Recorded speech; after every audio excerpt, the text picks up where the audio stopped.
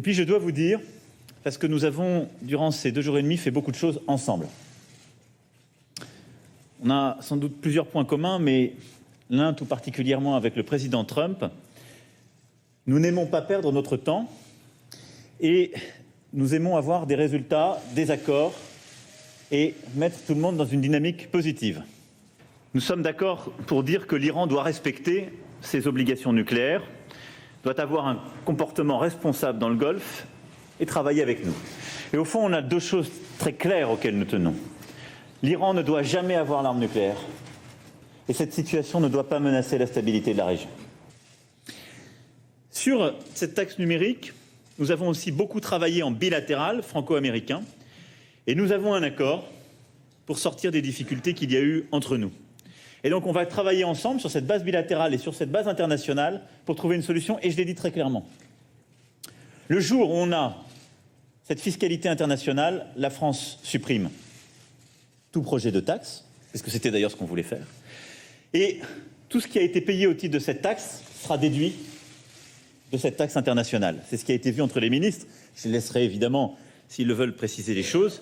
Mais ce qui est important de dire ici, c'est qu'on a trouvé un accord qui est bon de part et d'autre, que ce faisant, on permet de régler des situations internationales qui étaient extrêmement négatives et qu'on modernise le système fiscal international ensemble. Je vous remercie, Monsieur le Président, pour votre excellent travail.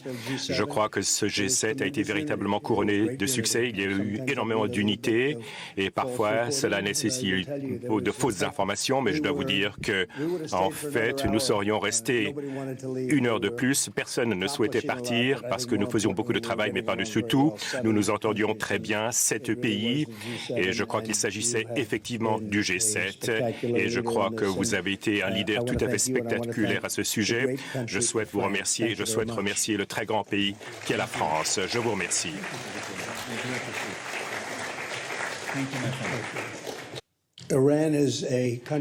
L'Iran est un pays, n'est pas le même pays qu'il était il y a 2 ans et demi lorsque j'ai pris mes fonctions. L'Iran était le premier État parrain du terrorisme dans le monde. Il y avait 18 conflits lors de ma toute première semaine, lorsque je me suis entretenu avec les responsables du Pentagone, notamment des généraux et des experts militaires. Il y avait 18 sites de conflit, c'est-à-dire 18 sites connaissant de gros problèmes, chacun étant appuyé par l'Iran et parfois utilisant même des soldats iraniens, mais utilisant la richesse iranienne, et cela est l'aboutissement de cet accord ridicule où ils ont reçu 150 milliards de dollars plus 1,8 milliard de dollars en liquidité, et cet argent a été utilisé à des fins malveillantes. Et cela dit, l'Iran est un pays qui a beaucoup de potentiel. Nous ne cherchons pas de changer le régime, nous ne cherchons pas ce type de changement. Nous avons fait cela à de nombreuses reprises dans le passé. Cela ne fonctionne pas. Ce que nous souhaitons, c'est qu'il n'y ait pas de missiles nucléaires, pas de missiles balistiques et une plus longue durée. Et cela, on aurait pu le faire très vite. Et je crois très sincèrement que l'Iran peut être un très grand pays. Je souhaiterais que cela se passe, mais ils ne peuvent pas avoir d'armes nucléaires. Je vous remercie.